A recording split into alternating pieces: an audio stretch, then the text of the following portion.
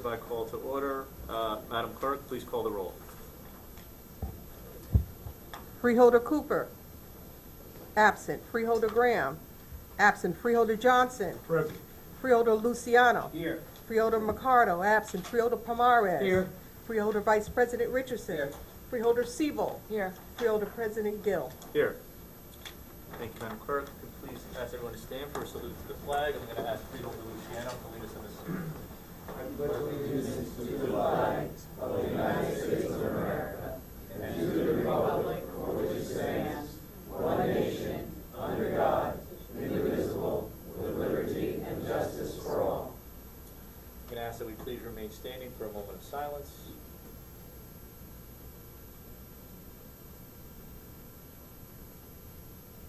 Thank you.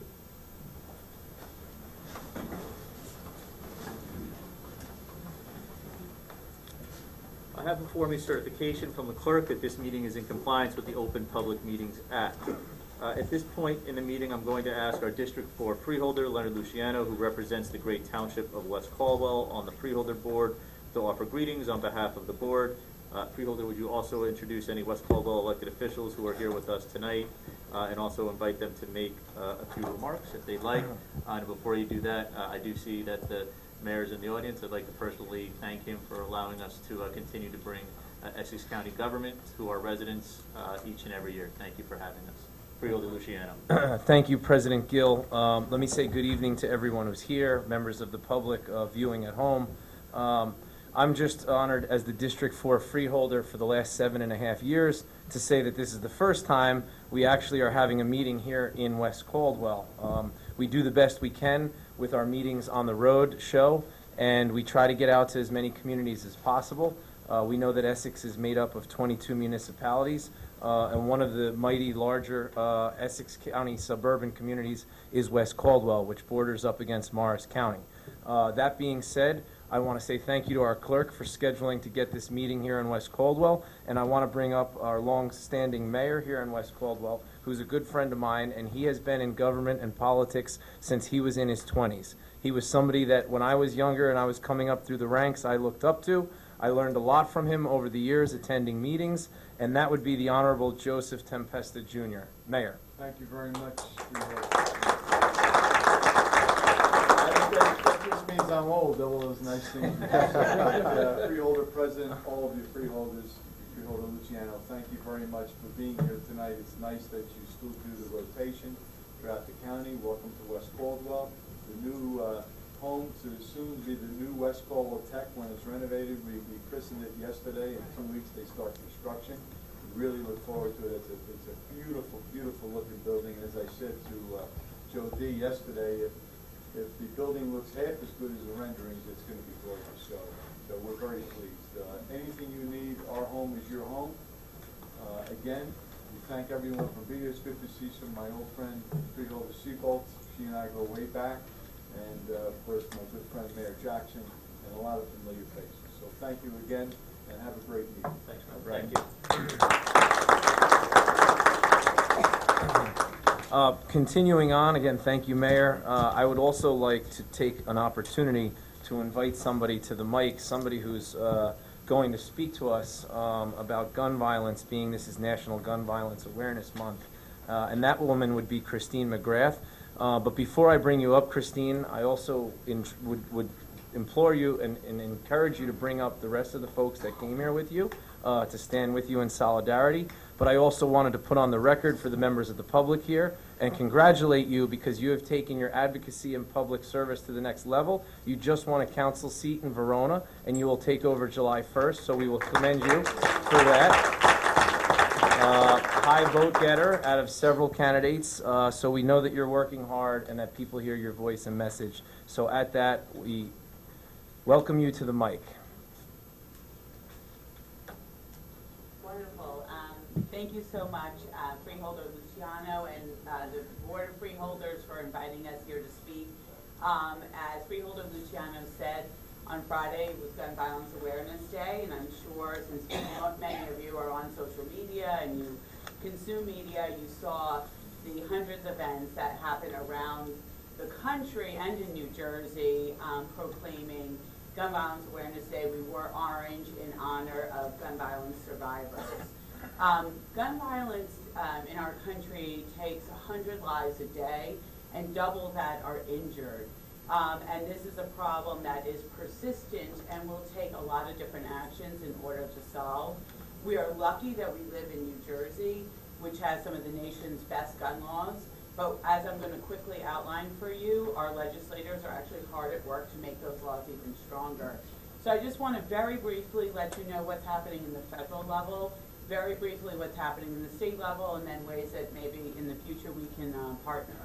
So on the federal level, as you may know, we are very lucky in New Jersey. We have a gun sense majority in our congressional delegation. That means these are all individuals committed to making laws better on the federal level. The House passed a background check bill called H.R. 8. This is a bill that will help Essex County directly. If we are able to do background checks on all gun sales, including gun sales at over the internet and at gun shows, this will help reduce illegal guns, which, as you know, kind of are a scourge on our communities here in Essex County, as guns are illegally traded up the 95 corridor. The Senate and House are considering red flag laws, which allow there to be due process for guns to be temporarily removed from individuals that are a risk to themselves or others. The House is looking to invest $500 million in gun violence prevention research. As you know, gun violence is a public health issue, and we need to fund research to study on how to stop it. And finally, just announced, there's an effort to repeal the gun industry immunity, which it received under a law called PLACA. That's the Protection of Lawful Commerce Arms Act. So there's a lot going on in Congress. Unfortunately, not a lot of movement in the Senate. So as much as you would like to, as a group, maybe send a letter to Senate Majority Leader Mitch McConnell and say we really in New Jersey need these laws to move forward. We need to help reduce gun violence in our county. That would be great, but at this moment he is the stopping block on a lot of this stuff from happening. However, in the state, it's a different story. We have many gun sense champions who are elected officials from Essex. There are actually several bills being under consideration, including bills that are going to be discussed in committee tomorrow, which is very exciting. And we're currently encouraging Senate President Steve Sweeney to take up these bills in the Senate as well in New Jersey. They are bills to enhance record keeping for gun and ammunition sales, strengthening the firearm purchasing system and making that system more so that the purchasing cards actually have expiration dates and people have to reapply to get them. Most importantly, especially for Essex County, there's a package of bills for community-based violence intervention, which will really help to fund a lot of programs that are on the ground, helping to break that cycle of violence in communities. And finally, bills to deter straw purchases, to modify the smart gun law and to make sure that people who buy ghost guns can never buy any other guns again. So that's just a brief history of what's happening right now with gun violence prevention. And in Essex, you know, I think there's a lot of opportunity to bring together diverse gun violence prevention groups, and we really need help with public education. So, as you know, the state's red flag laws are going to be implemented this fall, and we actually really need your help to maybe work with the Essex County Sheriff's Department to help publicize red flag laws and safe storage. We have a program called Be Smart to keep kids safe from accidental gun deaths and injuries, but we really would love partners to help amplify those messages. We just don't want any tragedies in our community. And does anyone have any questions about gun violence prevention and with the work that we do? We're just really fortunate for all of your support and over the years and the recognition of Gun Violence Awareness Day.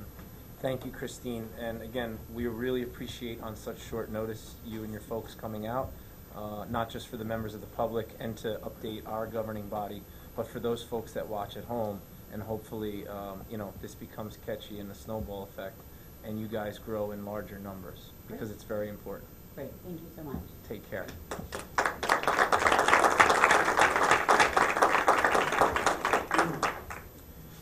Thank you, Freeholder Luciano. Again, thank you to all the officials who are here from West Caldwell. Thank you. Also, I was remiss in not recognizing also our officers from the local West Caldwell Police Department who are here with us tonight, as well as officers from the Sheriff's Office who are with us tonight. And to Moms Demand Action, thank you for everything that you're doing each and every day. I started my public service career working with Senator Lautenberg, the late great Senator Lautenberg, when it was dark and lonely on this issue. And there weren't many people out there standing with us when we were talking about it. And unfortunately, it's 25 years later, and we're still talking about many of the same issues. But it is great to see that there's continued advocacy, grassroots advocacy, and we're not stopping. So we're with you 110%. I'm with you, and I think this board's with you 110% on your efforts. So thank you. Want to recognize? I got two, both sides. I saw Freeholder Cooper come in. Thank you. Next time we'll just make sure she has a big sign recognizing Freeholder Cooper, who has joined us. Madam Clerk, are there any transcripts to be approved? Mr. President, there are none. Okay, thank you. Madam Clerk, are there any topics of discussion? Mr. President, there are none. Okay, let's move to the public comment session. Tonight's meeting is a combined conference board meeting. We will vote on every item on the agenda. So if there's any member of the public who would like to comment on any issue, whether it is on the agenda or not, please come to the microphone, state your name and affiliation for the record, and you will have 3 minutes to speak. Good evening. My name is Soma Rote. I am co-chair of the Voting Rights Committee of Soma Action. And I'm happy to report to the freeholders that at your request some time ago that we speak with Linda Von Nessy, clerk of the Essex County Board of Elections. I was finally able to get connected with her, and we will be meeting sometime in the next few weeks. We do not have a date because the primary got in the way and she has to wrap it up, so that's particularly good news.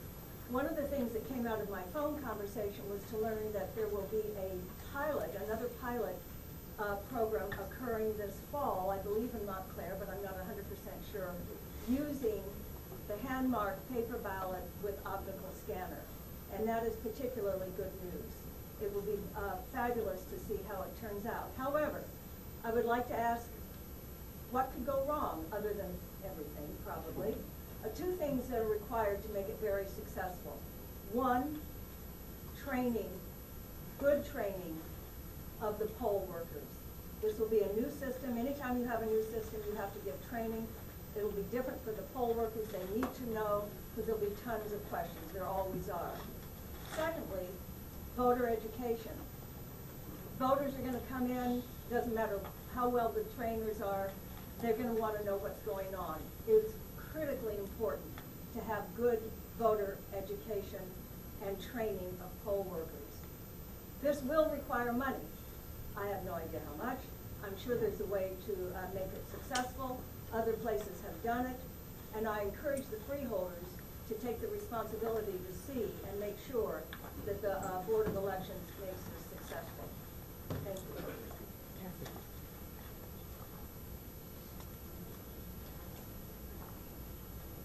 Hi, my name is Monica Rodriguez. I'm a resident of Montclair. And it's not on the agenda, but I wanted to see if we can add it to the record to get an update on the progress in the ICE contract and separating out the revenues and expenses of that contract from the general budget. I know we spoke about it, but we both are fine about it. Is there an update on that? I personally see your reasoning for not wanting to end the contract necessarily because people will be stepped further away from their families and their lawyers, and we are now providing some money toward legal aid. But I also think that it's very, very important that we not be seen as profiting off the contract, but that the money that comes in is going to the facilities generally, and to benefit everyone who happens to be there, and to the immigrants.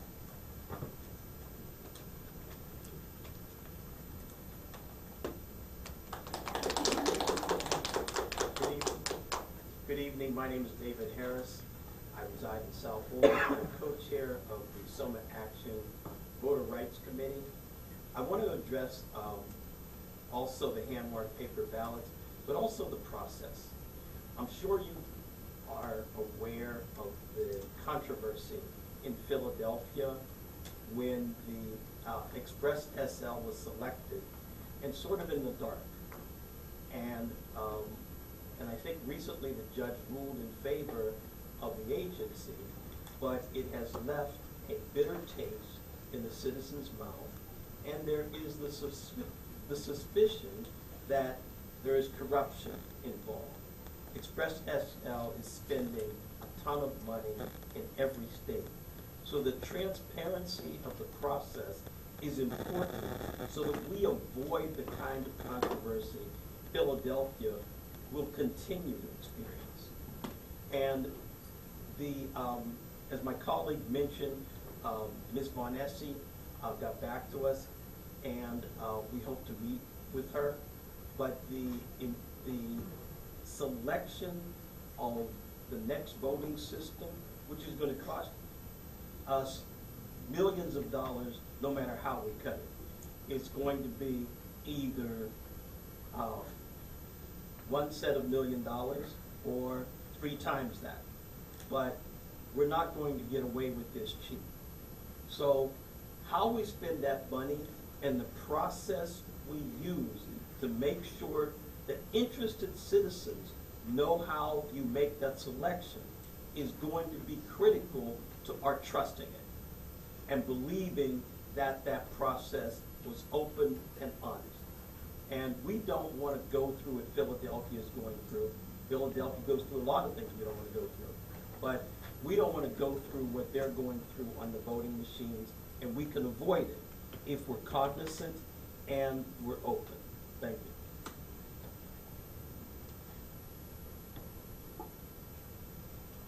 Good evening, everyone. I'm Pamela McElvin with the Palm Tree Block Association advocating for Bellwood Park. Please speak into the mic. I'm with the Palm Street Block Association.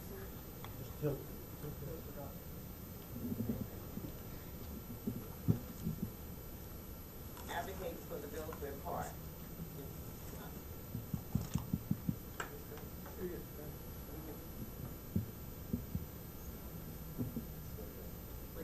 Advocate for Bellwood Park. Again, I'm going to keep stressing the fact that we need the fence around the park. There's 2 schools in that area. Pretty soon school will be out, and even the day that I've been walking around the park, talking to people around Munn Avenue in the area of the park. Quite a few issues that they say and they feel that is wrong. Now, whoever designed that park and didn't actually talk to the community about it, because as I walked into the play area, the flowers that they planted is nice, but there's certain areas you gotta do things, design things depending on the area that you're in. They was pulling them out. You know. But again, and then they have a water fountain put in there, and I was told they didn't know whether or not a filter was put in there. New York is having issues with their water. You know, that's another issue. Then they were saying, well, how come we don't have a mist or something like the water coming out the ground? Because the park was full. And then it was still daylight, and if the time could be extended to the bathroom, because the kids ran out of the playground to go to the bathroom, and it was 7:02 and it was closed. So that, for the summer months, if it could be extended at least another hour or so, it would be appreciated. Thank you.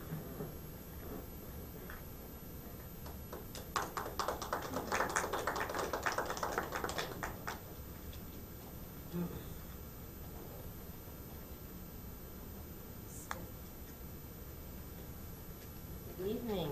This is a treat. I've never seen so many freeholders in my life. My name is Elaine Legato. I live in this lovely township of West Cornwall. My question is, I don't know if I'm in the right, arena. What's the status on Turtleback Zoo becoming the state zoo? Is that something that you have any legal power over? Or is that something that, we talk about, but no action is being done? I mean, to me, that would be special to have that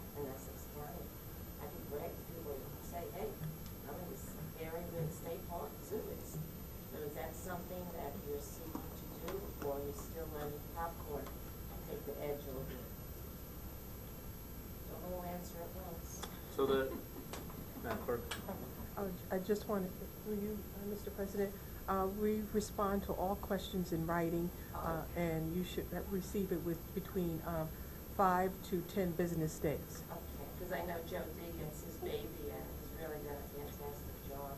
And a lot of people don't know it's the rock that's turtleback, not the turtles. So I'll sit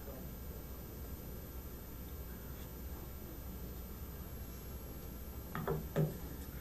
Good evening, freeholders. My name is Mary Rizzo. I live in Newark, New Jersey, and I'm here again to ask that you end your contract with ICE to hold detainees at the Essex County Detention Center. And as you know, as I've said many times before, I am in favor of a phased ending to that contract. In the meanwhile, while that contract is in existence, certainly we need to treat the people who are being held there with the utmost dignity and respect. And I wanted to commend you all for taking very seriously the reports that have come out that have shown how awful some of the conditions in the facility are, and how seriously you took my colleagues and I when we brought to your attention that the food service provider had been found guilty of bribery in another state. So I commend you for taking those issues seriously. And so tonight I want to bring to your attention a new report that has recently been released, which looks specifically at solitary confinement and the use of solitary confinement by ICE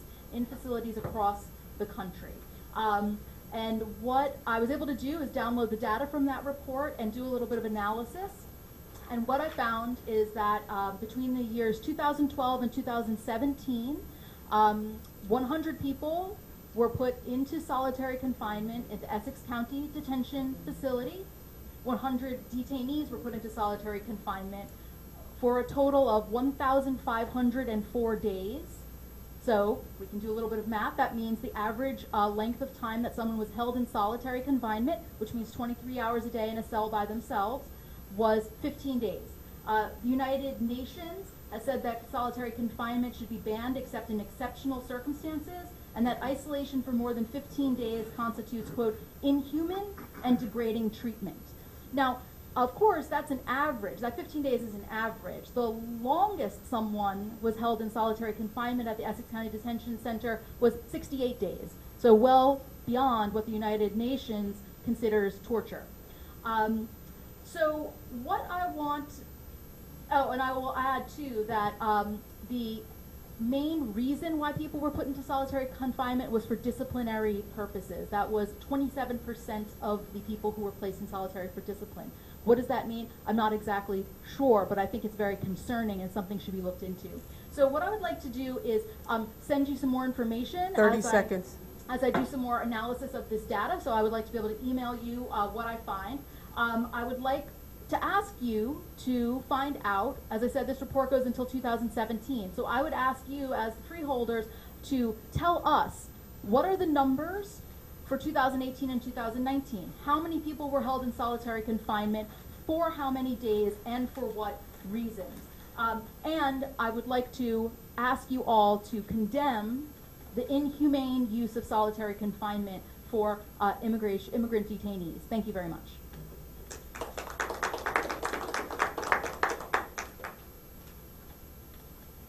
Good evening. My name is Katie Singer. I live in Millburn, New Jersey, and I teach in the Newark Public Schools. And I'm here once again to protest the contract that Essex County has with ICE. Many of us here do support the governor's idea of taxing the wealthy as opposed to making money off of the sometimes unlawful and usually immoral detention of human beings in this county. The most recent story of Richard Roach, if you don't know it for some reason, please look it up. It's horrifying. And frankly, I'm tired of coming to these meetings, and I have people telling me, stop going, nothing's going to happen. But as a historian, I know that people have been saying that to other people for hundreds of years, so I'm here. My understanding is that there is some movement or consideration regarding the non-renewal of this contract, which is great, but if so, that's a long way away. Meanwhile, across the country and in our own backyard, immigrants are getting sick, dying, killing themselves, and being detained for reasons at best unethical. And I'm so uncomfortable with this process of all of you sitting there like some strange Mount Rushmore. And so this is what I want to talk about in this little time I have tonight, this process. So what is going on here? So my question that I'm asking for a response is why do we not have discourse with each other like human beings? Is this a law, a rule? I've looked it up and I can't find it. Why doesn't Joe DiVincenzo attend meetings if his constituents ask him to? That's a question I have. And just where is the democracy? I had the good fortune of voting last week, and I voted for 2 Democrats for register who seem interested in humanity. They call themselves progressives. I'm not sure what you all consider yourselves, but if you do consider yourselves progressive thinkers, then I really want you to take a look in the mirror, because this silent treatment, this choice that we don't exchange communications with constituents in a public forum feels really short-sighted and patronizing and selfish. Many of us ask you all to put yourselves in our places, to consider moments when you have wanted something only to be met with derision and dismissal. As one of my colleagues observed, there does not seem to be much interest 30 in the seconds. consideration of feelings or of history writ large. And if there is, we certainly won't be made aware of it through the staring contest that happens at these meetings. Self-reflection is indeed a requirement of a good leader, and I gather you all think of yourselves as leaders. What I know is that I'm not interested in following where you seem to be leading us right now, and I'm asking that the freeholders change course immediately before it's too late. Thank you.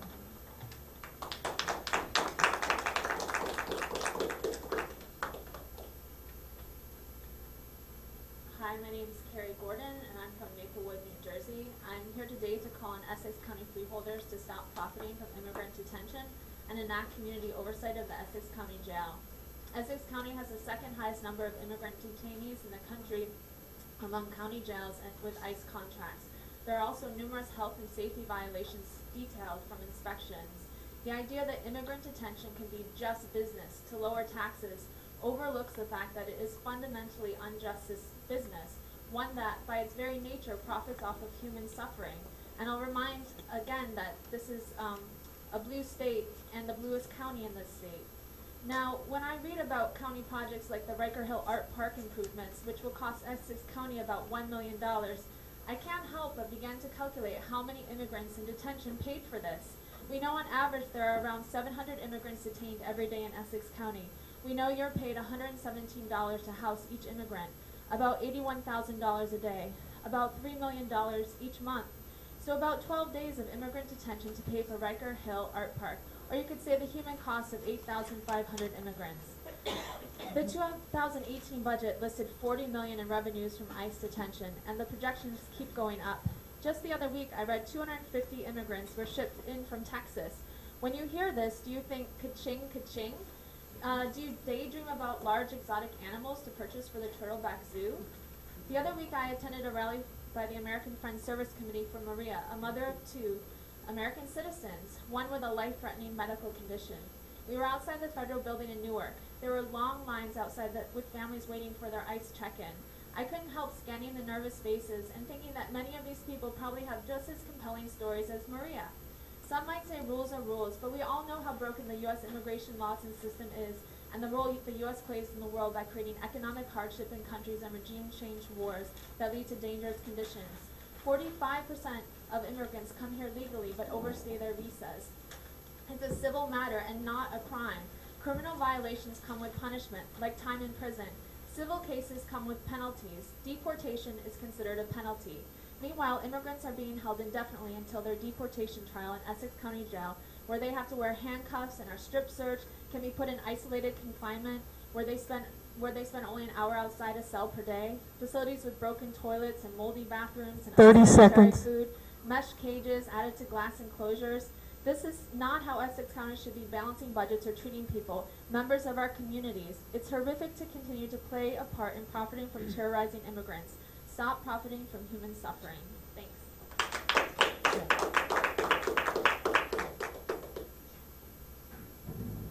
Before the time begins, could I just ask that people put their phones down?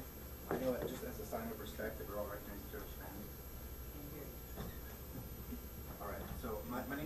Hughes. I live in Newark.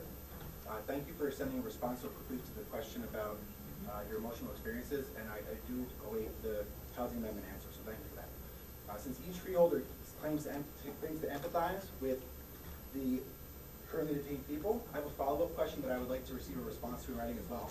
What demands would you make upon those who govern your imprisoned life? Freeholder Richardson shared an example at the last meeting, snacks before bedtime.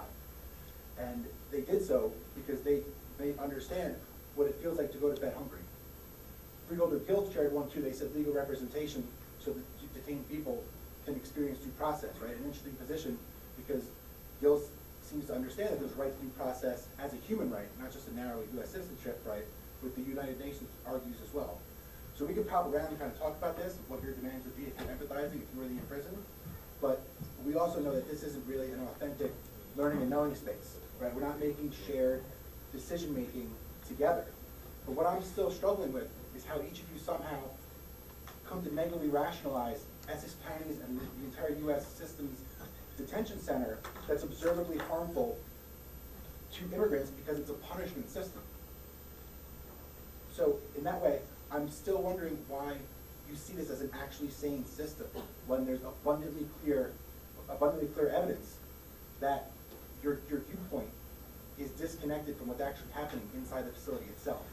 Right? As reporter Leah Cicerin writes on 17 April 2019 in an online publication called Documented about the horrific mental health conditions at the Essex County Detention Center, death by suicide seems to have a higher rate of practice by migrants without papers than for the regular prison population. It's a serious problem.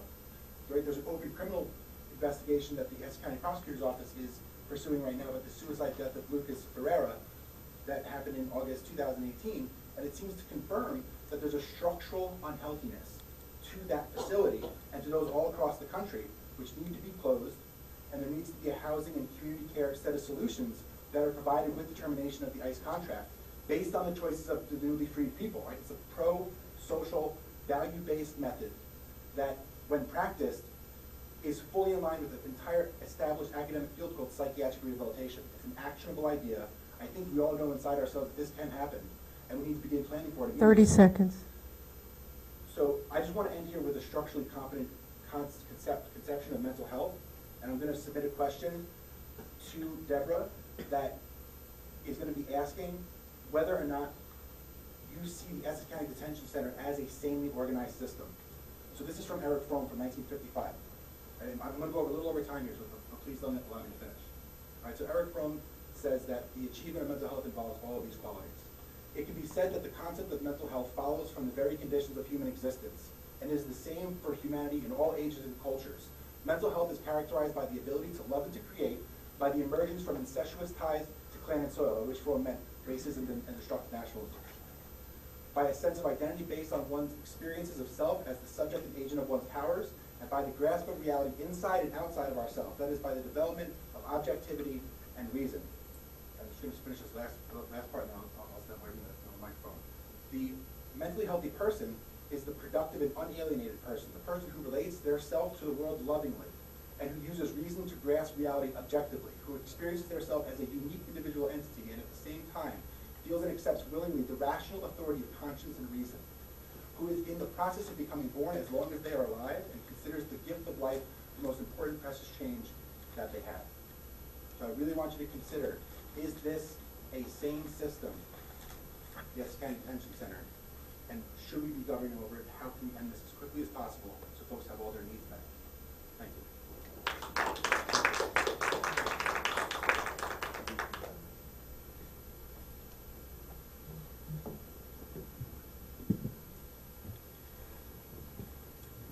Hi, my name is Faye Letterman. I'm a resident of Montclair. Can you hear me? Earlier today, I received an email from a nonprofit called United We Dream with a link to a new tool they've created. It's called the ICE and CPD Abuse Tracker. Their email reads, "We have some exciting news and we want to ask you to spread the word. Politicians have been working overtime to cover up and explain away the outrages of the deportation force. No more. I invite you to join us in exposing the lies that politicians tell the nation about the need to fund ICE and CPD. Today, United We Dream is unveiling the new ICE and SCVP tracker, where we will document their abuses. We will ensure that all of the horrible things they have done to our communities are tracked, cataloged, and documented so that their victims are never forgotten and so that we build a foundation for accountability and justice. The email goes on to give a content warning, stating, as you scroll down through this seemingly endless list of abuses, you will see some disturbing things which may be hard to read, but it is important that we recognize the reality of the suffering that our tax dollars pay for and why we must stop funding this abuse. Indeed, all of the headlines within the tracker tool are difficult to read. Here are a few examples. June 2019, Harlingen, Texas. Botched family reunifications left migrant children waiting in vans overnight, up to 36 hours. June 2019, McAllen, Texas. Border Patrol is confiscating migrant kids' medicine, U.S. doctors say. June 2019, Hudson, New Jersey. ICE detainee at Hudson County Jail died due to woeful medical care, suit says. And the list goes on. There are a couple more. I don't want to call them highlights, but Johanna Medina Leon, a transgender asylum seeker, dies after 6 weeks in ICE custody. That was also June in New Mexico. 2 Salvadoran migrants die after being apprehended at border. June 2019, Roma, Texas. Father of 4 bled to death in ICE custody. May 2019, Hudson, New Jersey.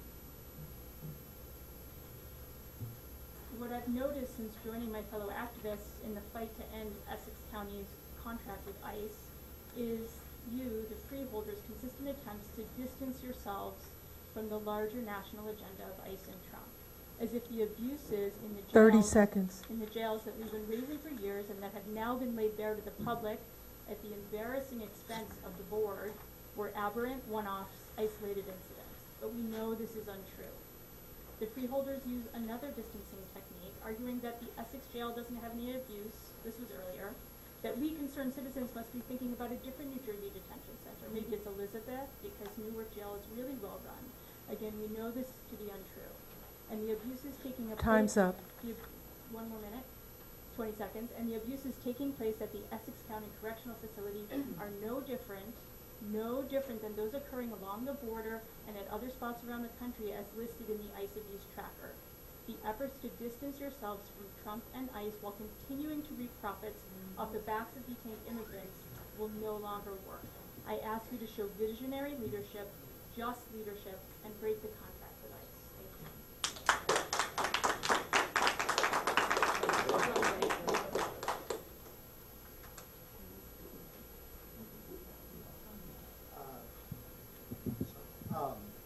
Good evening, freeholders.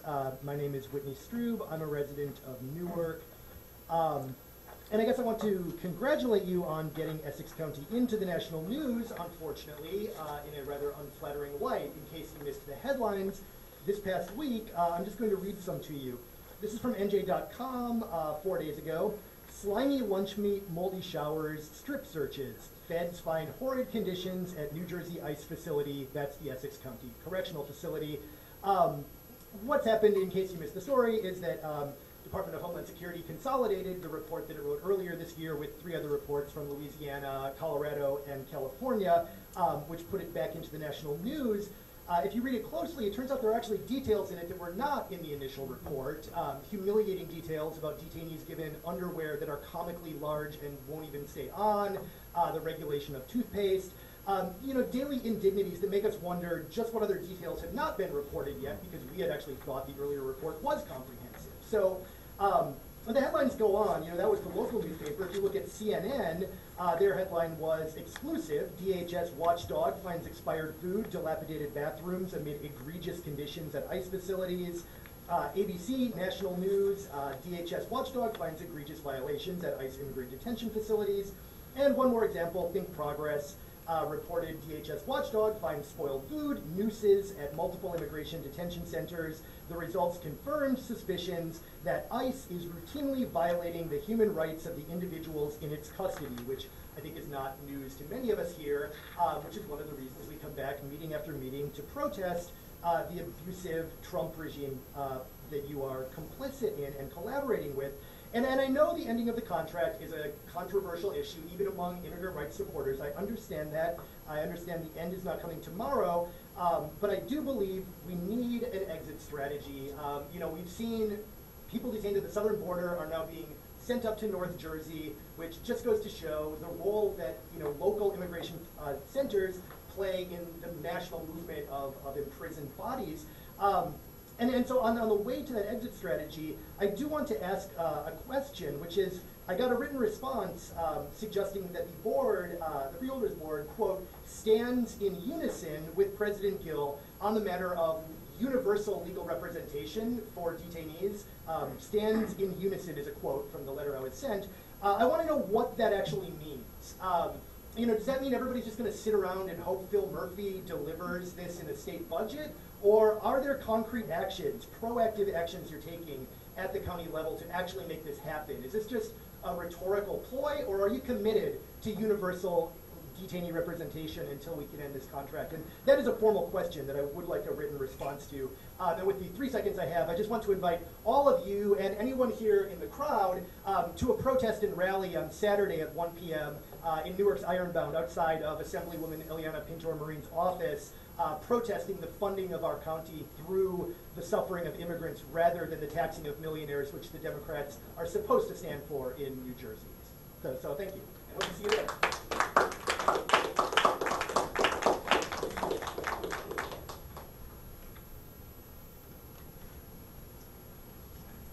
Hello, Gwen Franklin, Rockaway, New Jersey. I work for the county. I want to first say thank you. I know sometimes, you know, people don't come and say thank you. Thank you for all the complaints that I had in reference to 50 South Clinton with the construction that was going on, and I had like 3 asthma attacks and almost died. So I was removed from the building, and now I'm in another location, which I'm grateful for, temporarily.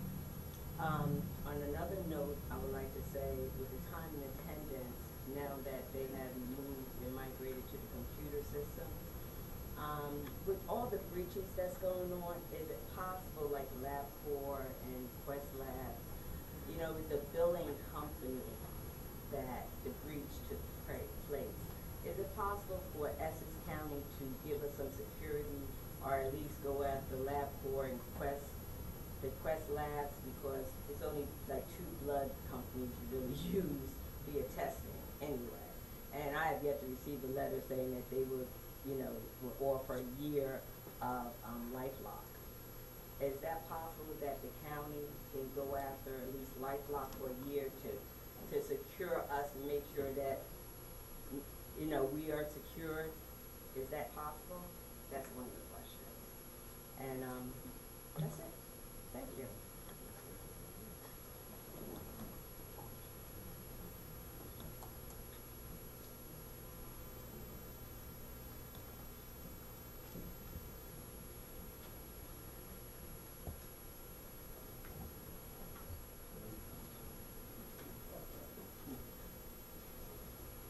Hello over there.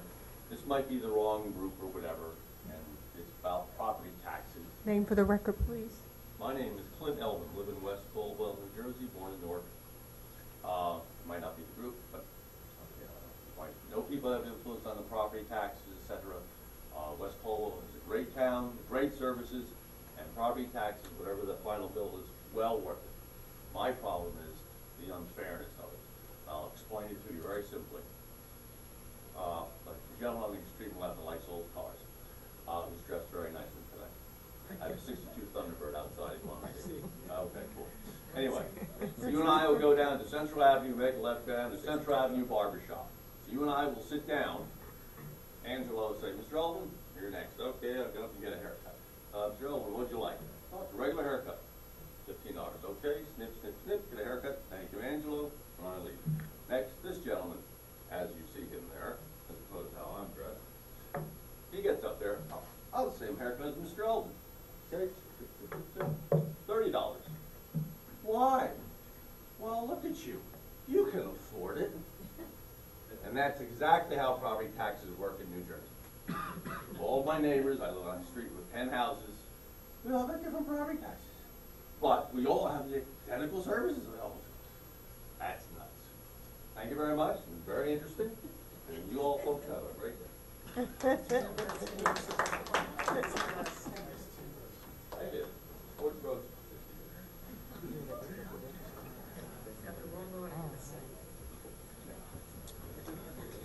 Okay, seeing none, I do want to just make a quick couple of comments and respond to a couple of the comments tonight. Before I'll do it before I close, seeing that there's no one left to speak.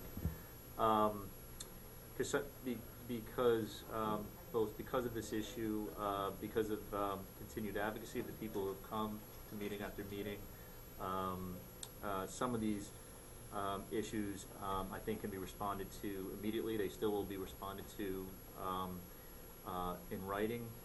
For those who spoke to the issue of solitary confinement, there are a series of questions that I have regarding that. It was not, as noted, a new report, but a combination, but there were clearly new issues identified in that report. We still have a serious issue of non-notification, both from the federal government to the administration and from the administration to the board, because I know I read about that report in the press. It was the first time that I saw it. Secondly, so there's a series of questions that I have and will send to the administration around issues flagged in that Inspector General's report. Secondly, on the issue of legal aid, we do not need to wait for the budget, for the state budget. That money is accounted for and allocated, and we continue to try to work collaboratively with the administration on how that's actually going to be executed. We're continuing to meet, and I'm hoping that we're going to accelerate, our timeline on actually making an announcement on how that money will be spent and who it will be spent with. Third, and I'll reiterate this point, and again, I speak only for myself on this particular issue. I have said it publicly, and I will say it again. I am not ready to give up on the idea of independent oversight of this facility. My office, and I ask any of my fellow colleagues who want to join me on that, and also any advocate, continues to meet with the ACLU. It's going to take about 2 months to put together what will be a proposal to the administration on what an independent oversight board will look like.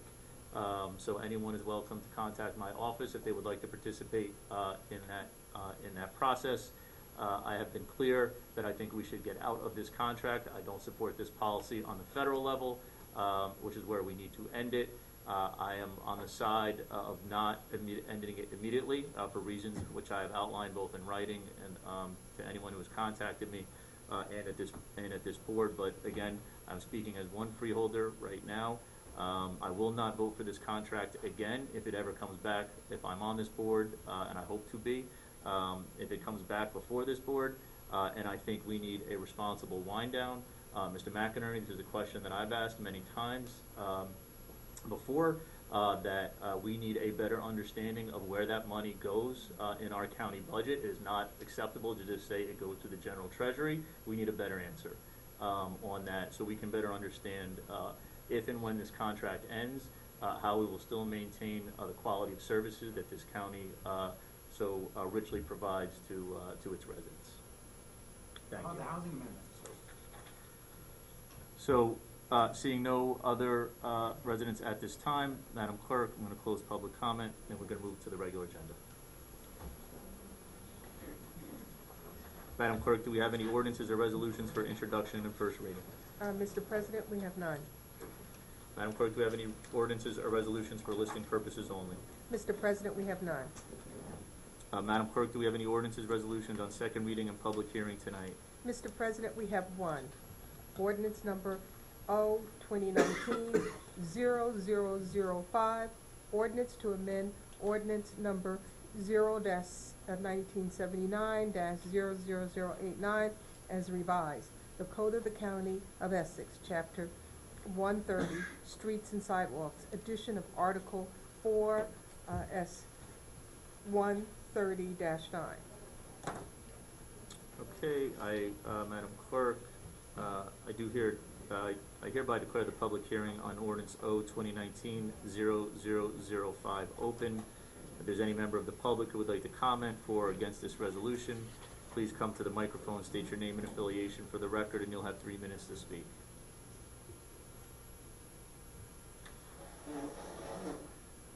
Okay, Mr. McInerney, do you have any questions? No. Okay.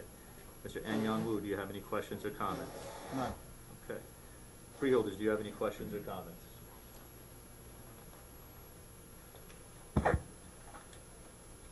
Okay, Freeholders, do I have a motion and a second to close the public hearing on ordinance O 2019-0005? Second. Moved by Vice President Richardson, second by Freeholder Pomaris. Do I have the same mover and second to approve the ordinance? Yes. Okay. Thank you. Roll call, Madam Clerk. Freeholder Cooper. Yes. Freeholder Graham, absent. Freeholder Johnson. Yes. Freeholder Luciano. Yes. Freeholder Mercado, absent. Freeholder Pomares. Yes. Freeholder Vice President Richardson. Yes. Freeholder Sebald. Yes. Freeholder President Gill. Yes. So moved. Okay, Madam Clerk, let's move to resolution numbers 1 and 2, which are from the Office of the County Administrator. We can read them into the record at a later time. Mr. Jackson. Good evening, Mr. President. Mr. Walker and representatives from the Massey Agency are here for item 1. Good evening. Good evening. Can everyone hear me? Yes. Good, good. Good evening, President Gill, Vice President Richardson, the rest of the Freeholder Board. Tim Walker, Director of Risk Management for the County of Essex. I'm also here with our broker, Massey & Associates. I'll let them introduce themselves. Good evening, I'm Ramel Massey, owner of Massey Insurance Agency. Good evening, Freeholders. My name is Larry Barnes. I'm the County Executive with the Massey Insurance Agency. With that said, the first resolution, we seek approval for the renewal of the county's pollution liability insurance coverage for the policy year 6/1/2019 to 2020. It is with AIG. It remains with the same carrier. We had a renewal where the premium was increased to $23,913.63. It actually represented no increase in rate. The $2,000 increase is a result of us adding the 320, 321 University Avenue project or site. Are there any questions? Questions? Okay. Resolution number 2. Mr. President, Oh, yeah, Ms. McInerney. on the pollution, does this cover the environmental things like underground storage Absolutely. tanks? Yes. Does the county still have an inventory of underground? Yes. Are they active tanks or are they tanks that are no longer used? I believe some are active and some are no longer used. The ones But that we are have to itemize. The ones that are no longer used, how are they, have they been evaluated to make sure there's no remediation required, or is there any chance of taking them out of the ground? Not recently. Typically, if there's going to be construction done in that area, then we have to notify our carrier, we have to do a full evaluation to ensure that there won't be a problem. So each tank that's no longer used has not been evaluated for any potential environmental hazards? Not recently. And that's all covered under this policy if there happens to be Yes, an because we issue with those notified them tanks? of the issue. There has been no claim or any concern with a leak or dispersal of pollutants, so. But you wouldn't know unless you actually did a, sample testing of the soil and things of that nature, so. Well, true. I mean, if it's bad enough, you'll know.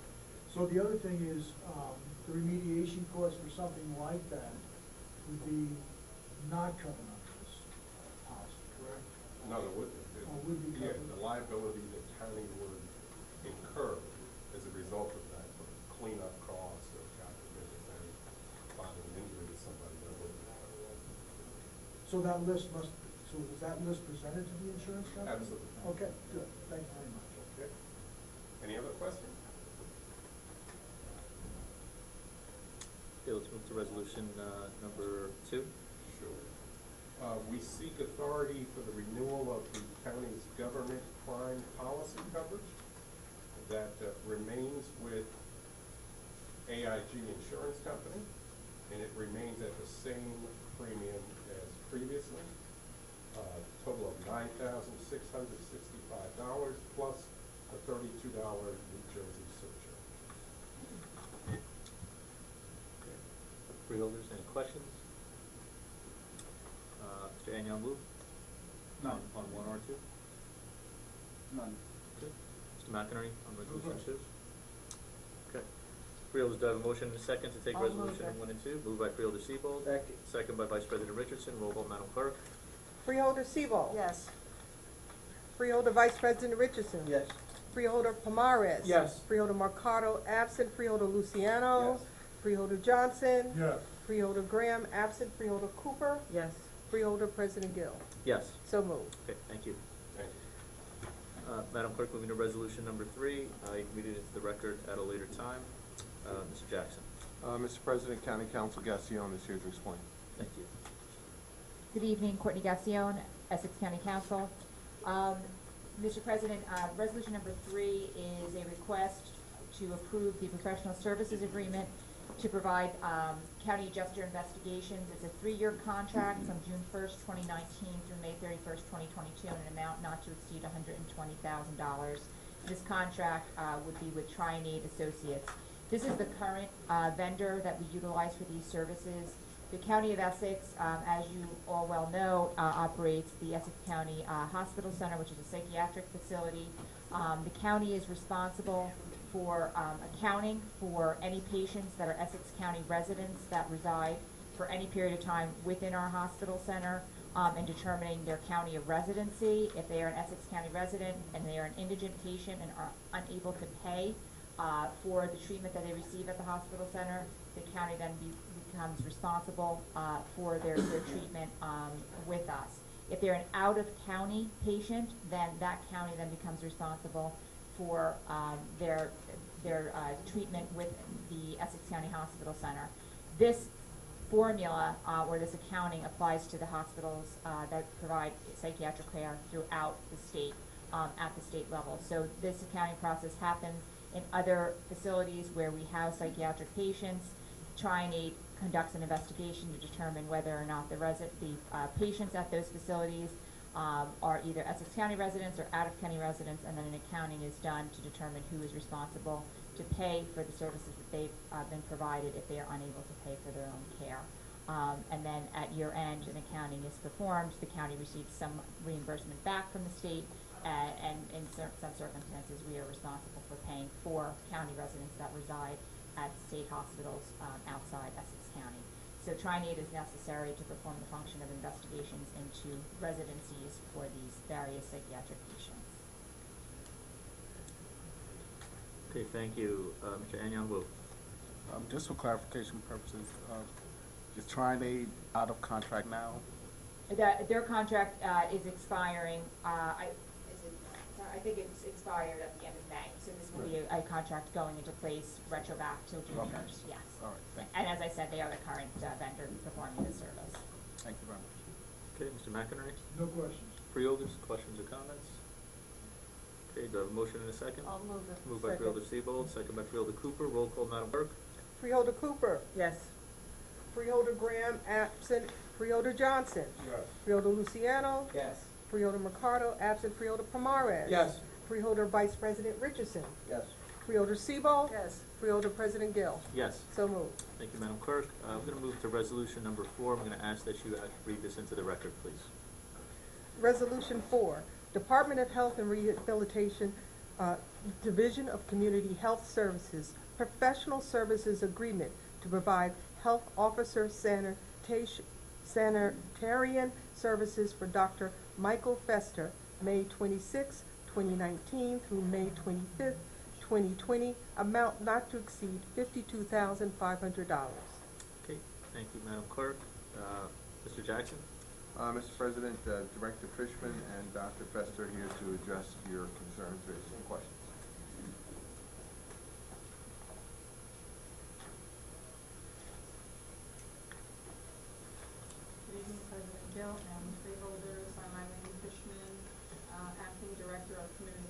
services with Dr. Michael Festa, who is our senior sanitarian for our health department. We are here looking for renewal of his contract. Thank you.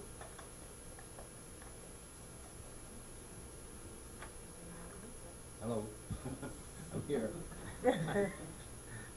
All 89 years of me, I'm here. I'm going to serve you, like to continue, need your support. Thank you. Mr. Anyan Wu. No question. Mr. McInerney. No question. Freeholders, any questions or comments? Freeholder Johnson. Oh, okay, thanks. Vice President Richardson. Anybody know this guy? Never seen him before. Never saw before. He's a new guy, this is a new guy. My mother made me well, sir. I'm 89 years old, sir. Thank you for your service. Thank you for your service to our country. And I think we can speak for the board and say that we're honored to have you and continue to have your service, so thank you. Do I have a mover and a second? I'll move it. Second. Moved by Freeholder Siebold, we got a second, second by Freeholder Johnson. Roll call, Madam Clerk. Freeholder Cooper. Yes. Freeholder Graham, absent. Freeholder Johnson. Yes. Freeholder Luciano. Yes. Freeholder Mercado, absent. Freeholder Pomares. Yes. Freeholder Vice President Richardson. Yes. Freeholder Siebold. Yes. Freeholder President Gill. Yes. So moved. Thank you, Madam Clerk. Thank you very much. Thank you.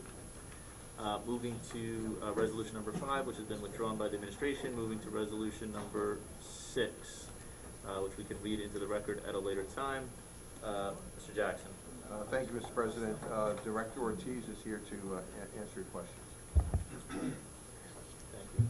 Good evening, freeholders. Good evening. Mr. President, through you. I'm here requesting the approval of this particular contract to replace our vehicles, a much needed replacement of high mileage and maintenance laden types. They've been with us for anywhere from 14 years to 10 years, and they're absolutely crucial in our conducting our transports of individuals to hospitals and wherever else they need to go. So I recommend approval of this. Okay. Mr. Anyan-Wu? No question. Mr. McInerney? No question. Freeholders. Any questions or comments? Moved by Freeholder Luciano, second by Freeholder Cooper. Roll call, Madam Clerk. Freeholder Siebold. Yes. Freeholder Vice President Richardson. Yes. Freeholder Pomares. Yes. Freeholder Mercado, absent. Freeholder Luciano. Yes. Freeholder Johnson. Yes. Freeholder Graham, absent. Freeholder Cooper. Yes. Freeholder President Gill. Yes. So moved. Okay, thank you. Moving to resolution number 7, Madam Clerk, we can read it into the record at a later time. Mr. Jackson. Mr. Coltrane. This particular resolution is for 2 new buses for transportation back from our court complex to the correctional facility on Doremus Avenue. The current buses are in the repair shop quite often, and these will help the sheriff bring transportation back and forth for prisoners on a daily basis. Thank you. Mr. Anyan-Wu. No question. Mr. McInerney. No question. Freeholders, do I have any questions or comments? Mr. Gill? Freeholder Pomares. I just, I would assume these are diesel, Yes. and do we give consideration to a cleaner diesel? And it's, obviously very hefty with the pollution, so, I mean, have we made any kind of considerations, since they probably run so much? Through you, Mr. President, I can't answer that question. I don't know. I don't know the answer. We can get you that answer, though. Okay, and maybe, I realize, they probably are cleaner, but would like to request that we take, anytime we buy diesel in particular, into consideration a clean diesel, because of the nature of the use, the amount of time that they idle, and the amount of pollution that it puts out. We'd like to appreciate if we can just be more conscious of when we purchase equipment, and especially diesel, that we try to buy as much possibly the efficient ones. Thank you. Yes, Vice President Richardson. I just want to follow up on Freeholder Pomares. What would it take to actually do that? So you don't know if this is clean diesel, it's probably not. So is there a way to go back out and ensure that the buses are clean diesel? This particular fit out was a special design because it's for transportation.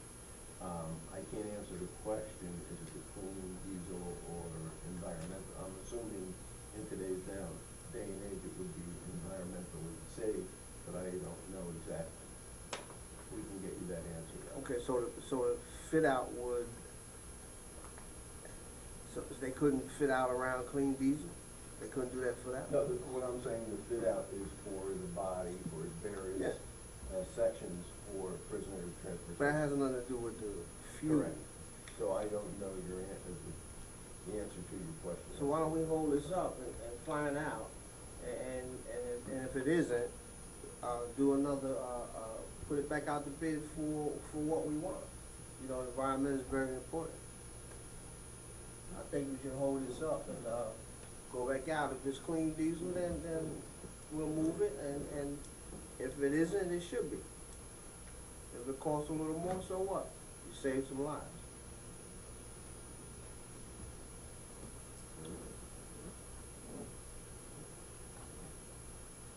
If I may. Yes. So, I'm no expert on diesel by any means, or buses for that matter. I limit myself to Corvettes and such. In general, diesel is cleaner because manufacturers are, and you know, it's come quite a long way.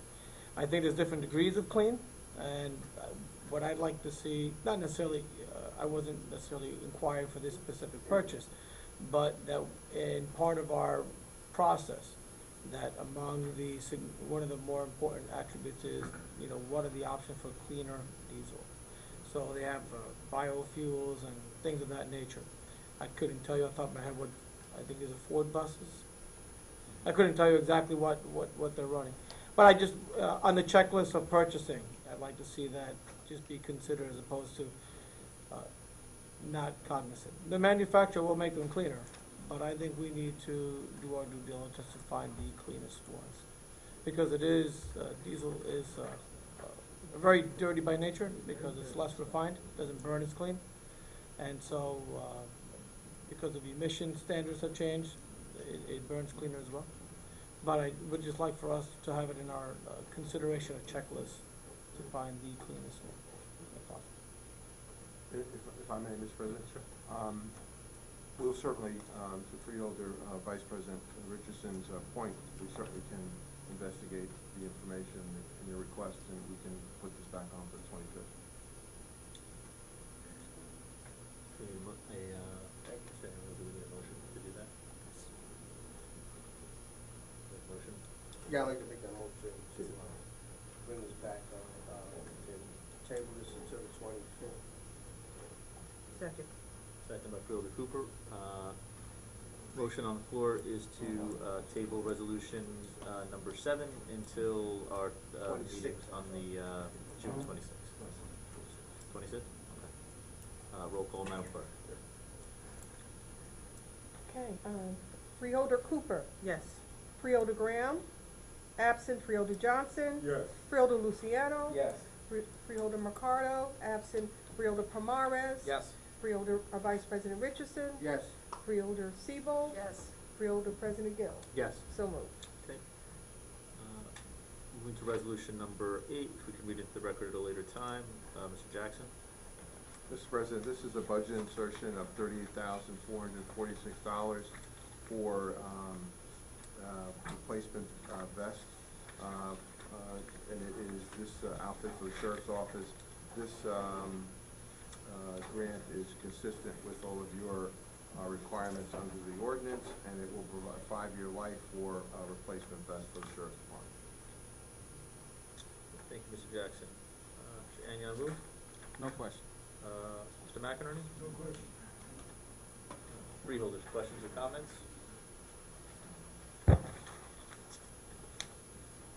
Do I have a mover and a second? Move it. Moved by Vice President Richardson. Second. Second by Freeholder Pomares. Roll call, Madam Clerk. Freeholder Cooper. Yes. Freeholder Graham, absent. Freeholder Johnson. Yes. Freeholder Luciano. Yes. Freeholder Mercado, absent. Freeholder Pomares. Yes. Freeholder Vice President Richardson. Yes. Freeholder Sebo. Yes. Freeholder President Gill. Yes. So moved. Thank you, Madam Clerk. Moving to resolution number 9, which we can read into the record at a later time. Mr. Jackson? Mr. Zates. Joshua Zates, Essex County Parks. Resolution number 9 is a contract award to Mitchell Products for the furnish and delivering of green tops dressing at the various Essex County golf courses. For those of you who are unfamiliar, I'll just give you a brief synopsis of what top dressing does. It's a sand peat mix that is baked into a dry kiln, destroys weed seeds, bacteria, fungal matter that can adversely affect the golf green's health. We utilize it in the mix to break down thatch. The mix does a variety of things for golf greens. Besides destroying thatch, it helps smooth them for the bowl roll. And then depending on weather conditions, would result in us spending either more or less. But we feel that $90,000 is adequate for the 2 years. Okay. Mr. Anyan-Wu? No question. Mr. McInerney? No question. Freeholders? I'll- What kind of shape are the greens in these days? Pretty good. Pretty good. A lot of rain. That probably helps, right? I'll move it. Moved by Freeholder Sebo, Second. second by Freeholder Johnson. Roll call, Madam Clerk. Freeholder Sebo. Yes. Freeholder Vice President Richardson. Yes. Freeholder Pomares. Yes. Freeholder Mercado, absent. Freeholder Luciano. Yes. Freeholder Johnson. Yes. Freeholder Graham, absent. Freeholder Cooper. Yes. Freeholder President Gill. Yes. So moved. Okay, thank you, Madam Clerk. Moving to resolution number 10. Joshua Zates, Essex County We Parks. read the record at a later time. Thank you. Joshua Zates, Essex County Parks. Number 10 is a contract award to Site One Landscape to furnish and deliver golf accessories from the various catalogs we use for, again, the golf course. Specifically, we utilize 3 golf courses, the Tona, Parade, and golf course accessories. And the reason that we go out to bid on this is because we spend over $17,500 per year. And also the 3 different catalogs do not sell directly to the consumer. Okay, thank you. Anyan-Wu? No question. Mr. McInerney? No question. Freeholders, questions or comments? I'll move it. Moved by Freeholder Sebo. Second. Second. Second by Freeholder Cooper. Roll call, Madam Clerk. Freeholder Cooper. Yes. Freeholder Graham, absent. Freeholder Johnson. Yes. Freeholder Luciano. Yes. Freeholder Mercado, absent. Freeholder Pomares. Yes. Freeholder Vice President Richardson. Yes. Freeholder Sebo. Yes. Freeholder President Gill. Yes. So moved. Thank you. Resolution number 11 has been withdrawn by the administration. Resolution number 12, which we can read into the record at a later time. Mr. Jackson. Mr. President, Ms. Pena and Mr. Valier are here to answer your questions. Good evening, freeholders, Joe Arvai, Department of Public Works. Resolution number 12 is a contract award to Alltech Industries. This is to provide a new aerial lift truck with a service body. The amount is not to exceed $75,280. The purpose of this is the truck that we currently use is very old, about 18 years old, and that's the one we're using to fix our traffic signals and there's knockdowns or things of that nature. So we would like to purchase a new truck to help with these installations. Okay, Mr. Anyan-Wu. No question. Mr. McInerney. No question. Freeholders. Questions or comments? Do I have a mover? Motion. Second. Moved by Freeholder Cooper, second by Vice President Richardson. Roll call, Madam Clerk. Freeholder Cooper. Yes. Freeholder Graham, absent. Freeholder Johnson. Yes. Freeholder Luciano. Yes. Freeholder Mercado, absent. Freeholder Pomares. Yes. Freeholder Vice President Richardson. Yes. Freeholder Sebo. Yes. Freeholder President Gill. Yes. So moved. Moving to resolution number 13, which we can read into the record at a later time. Mr. Jackson. Mr. Valier? Troy Arvai, Department of Public Works. Resolution number 13 is an agreement between Essex County and TFJ Belleville LLC and LERP Belleville LLC for installation of a traffic signal and roadway improvements for Franklin Avenue, specifically 11 Franklin Avenue, Belleville.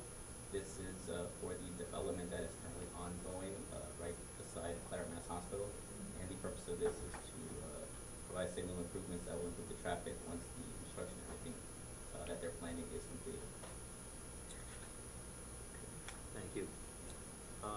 Sean Wu? No question. Mr. McInerney? No questions. Freeholders? Questions or comments?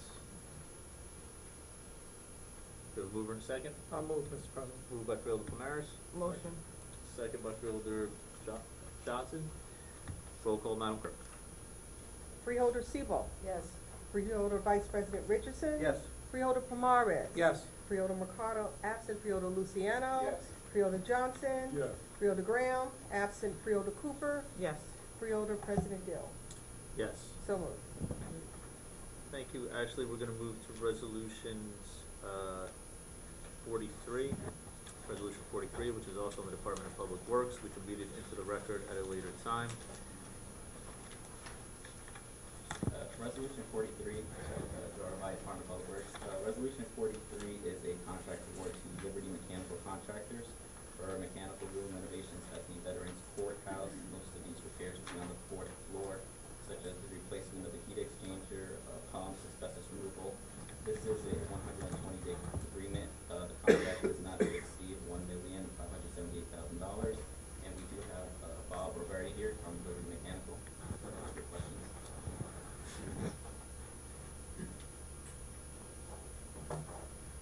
Good evening, freeholders. My name is Bob Roberti. I'm a Business Development Manager for Liberty Mechanical in beautiful downtown ironbound section of Newark. We've been there for approximately 45 years, doing business with Essex County, the city of Newark, and many of the industries that are located in Newark. Do you have any questions?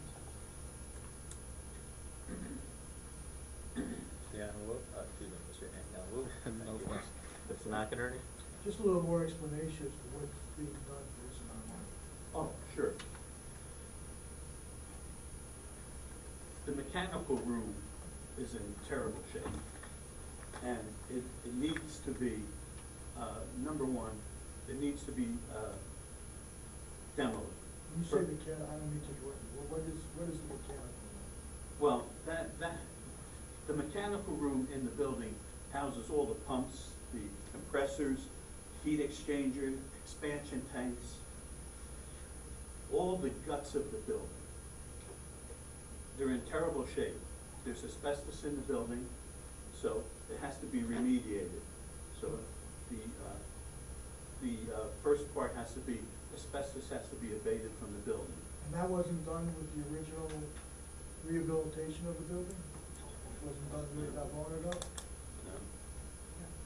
No, there's asbestos down there. It's part of the contract.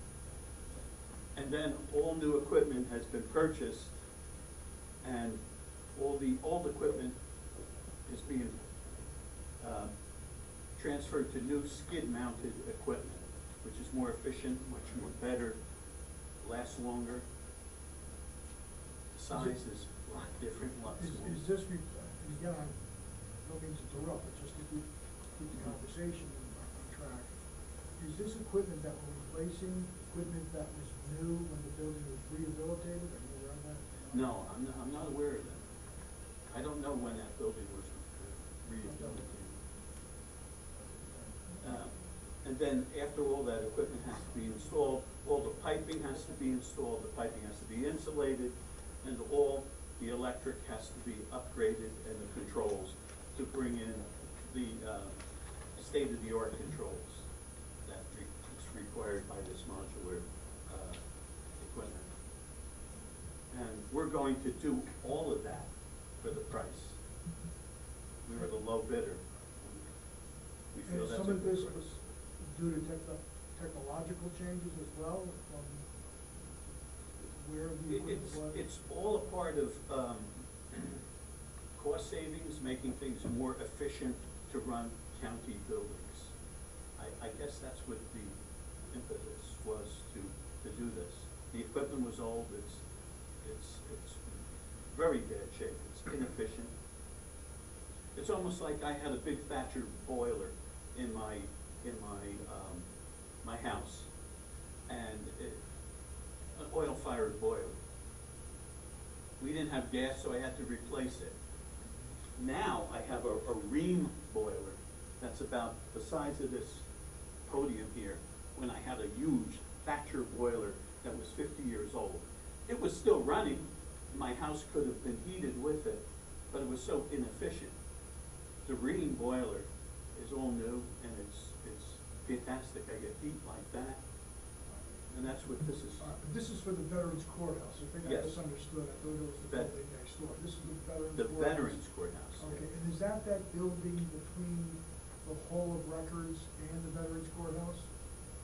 That large structure there? Yeah, that's the. Okay, that's- so that's what has it. Yes. That I understand.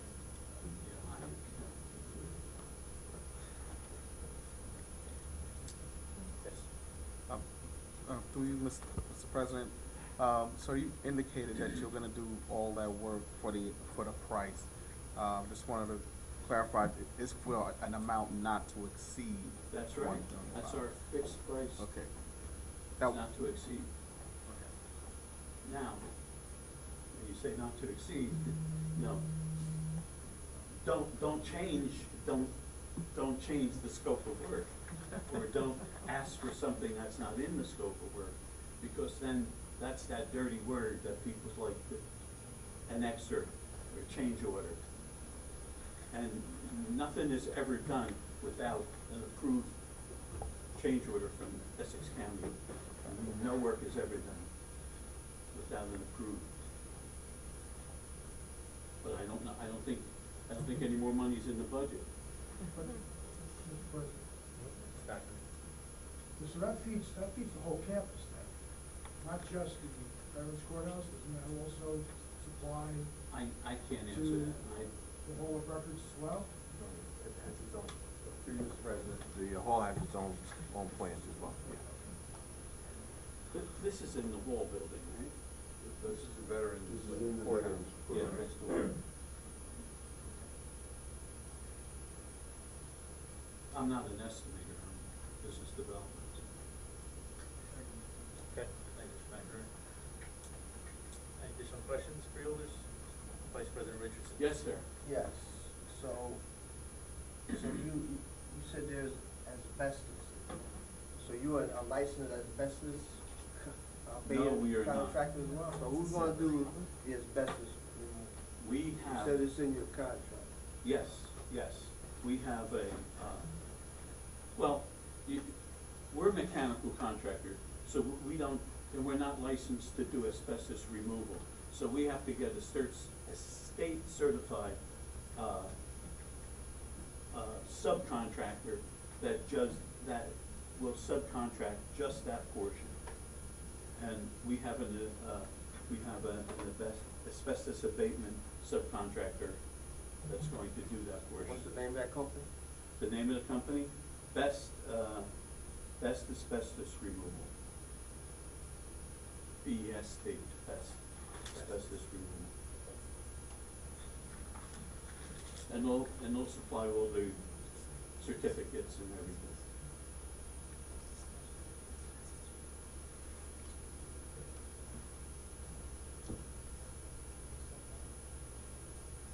Where are they located? I believe they're in Montville, New Jersey.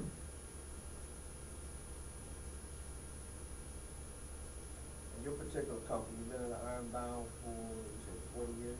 45 years. 45 years. Yeah. How many Essex County residents do you employ? We have 18 in the field. Approximately 8 of those are in Essex County. We're in the Newark area. Any from Newark? I don't know, if I know Irvington, East Orange, West Orange.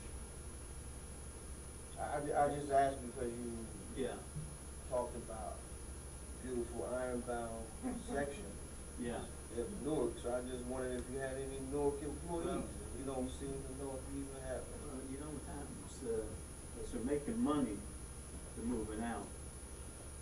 Yeah, it's, we used to have more employees, but, and more Newark employees, but it's a combination of that, You don't know, it's fine. no, I can't say, I don't have their personal records. Freeholders, additional questions or comments? Do I have a motion? Motion. Moved by Freeholder Luciano, do I have a second? Second. Second by Freeholder Cooper. Roll call, Madam Clerk.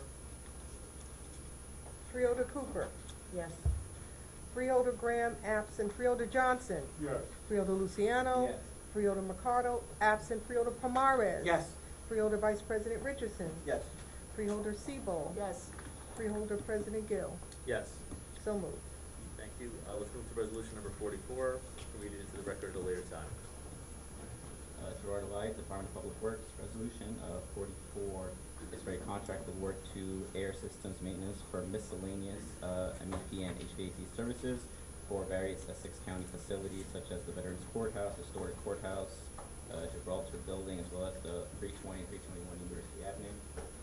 This is a 12-month open-ended contract on an as-needed basis, and it's not to exceed $514,100. We do have Mark Adius here from Air Systems Maintenance. Well, my name is Mark Adias. I'm the sales manager of Air Systems Maintenance. We have 6 Essex County employees that work, live out in work in the area. And we've been doing business with all the buildings for quite many years. So this is the building.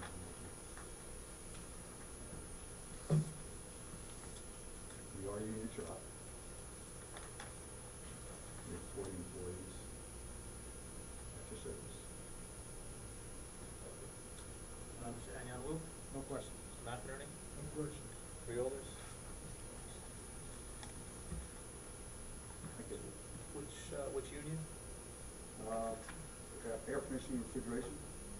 Like, we're HVAC and Steve Bitter, pipe fitter. That's the union. It's 2 different divisions. One's for installation and one is service. For service. Thank you. Yep. Freeholders, additional questions or comments? I'd like to move it. Moved by Vice President Richardson. Second. Second by Freeholder Johnson. Roll call, Madam Clerk.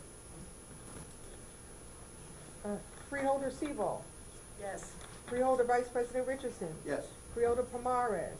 Yes. Freeholder Mercado, absent. Freeholder Luciano. Yes. Freeholder Johnson. Yes. Freeholder Graham, absent. Freeholder Cooper. Yes. Freeholder President Gill. Yes. So moved. Thank you, Madam Clerk. We're moving to resolutions number 14 and 15. We'll start with resolution 14, which we can read into the record at a later time. Mr. Jackson? Mr. President, this is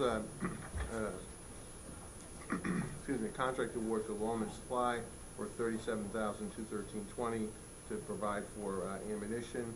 Again, this complies with your required ordinance, and it's via state contract. Okay. Mr. Anyanwu? No question. Conscious of your Mr. mic. McInerney? No question. Freeholders, questions or comments?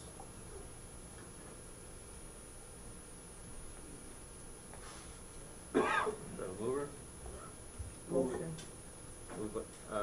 Moved by Freeholder Cooper, second by Vice President Richardson. Roll call, Madam Clerk. Freeholder Cooper. Yes. Freeholder Graham, absent. Freeholder Johnson. Yes. Freeholder Luciano. Yes. Freeholder Mercado, absent. Freeholder Pomares. Yes. Freeholder Vice President Richardson. Yes. Freeholder Sebo. Yes. Freeholder President Gill. Yes. So moved. Thank you, Madam Clerk. Moving to resolution number 15. Read it into the record at a later time. Mr. Jackson? Again, Mr. President, this is for ammunition that through state contract that again complies with your ordinance, and this is for qualification and service weapons for the prosecutor's office. Okay, thank you. Mr. Anyanwu? No question. Mr. McInerney? No question. Freeholders? Mover? Move it. Moved by Vice President Richardson, second by Freeholder Pomares. Roll call, Madam Clerk. Freeholder Sebo. Yes. Freeholder Vice President Richardson. Yes. Freeholder Pomares. Yes. Freeholder Mercado, absent. Freeholder Luciano. Yes. Freeholder Johnson. Yes. Freeholder Graham, absent. Freeholder Cooper. Yes. Freeholder President Gill. Yes. So moved. Thank you, Madam Clerk. Moving to resolution number 16, which we can read into the record at a later time. Mr. Jackson? Mr. Coltrane. Mr. President, this contract is with Elite Transcription Service. It's a non-parent open for various transcription services for the prosecutor, county counsel, or for any other agency that would need it in the county. not to exceed $250,000. Thank you. Mr. Anyanwu? No question. Mr. McInerney? No questions. Freeholders? Questions, comments? The mover? Motion. Moved by Freeholder Cooper, second by Freeholder Primaris. Roll call, Madam Clerk. Freeholder Cooper. Yes. Freeholder Graham, absent Freeholder Johnson. Yes. Freeholder Luciano. Yes. Freeholder Mercado, absent Freeholder Pomares. Yes. Freeholder Vice President Richardson. Yes. Freeholder Sebo. Yes. Freeholder President Gill. Yes. So moved. Thank you, Madam Clerk. Moving to resolution number 17, should be read into the record at a later time. Mr. Jackson. Mr. Coulter? This is for Essex Travel Service for particularly extradition for the Sheriff's Department, Prosecutor's Office to buy airline tickets. It says travel and conferences. It's really not for conferences, it's more for extradition. It's a 24-month contract and not to exceed $75,000.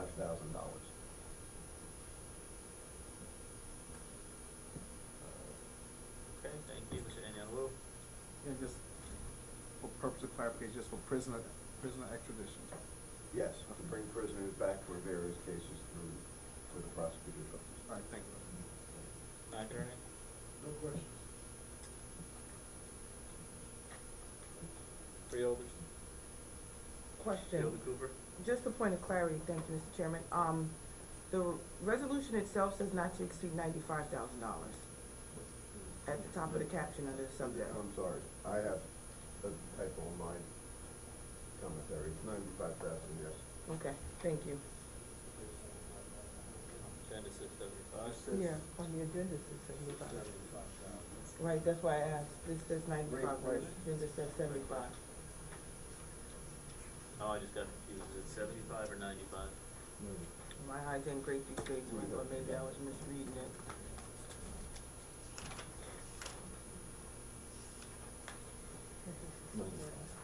Oh, the resolution is back to 95. Mr. President, $95,000. 95,000.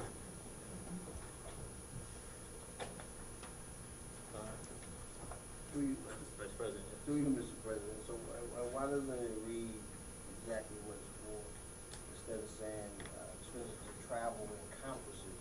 Just say for prisoner repatriation or whatever it actually means. It is for extradition. Okay, but why does it say conference? So maybe it needs to rewrite it, maybe it needs to really state what it is, because it's very misleading. When they do auditing, that's what they're looking for, travel and Conferences. conferences. But it's not for conferences. No, it's not for conferences at all. So who would be looking for conferences, and that's not actually what it's for?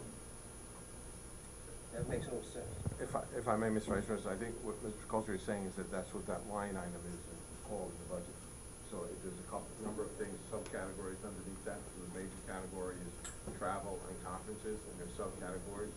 And so the conferences are, travel and conferences are all in the same category, but in the budget. I understand your question. Thank you.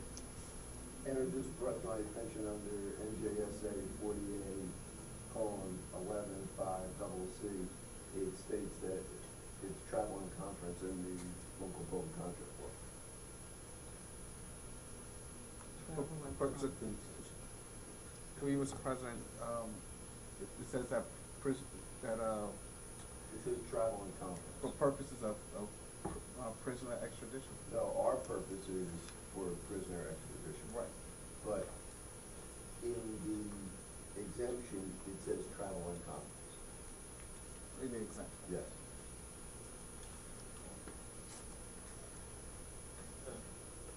Question, Counselor, is the listing,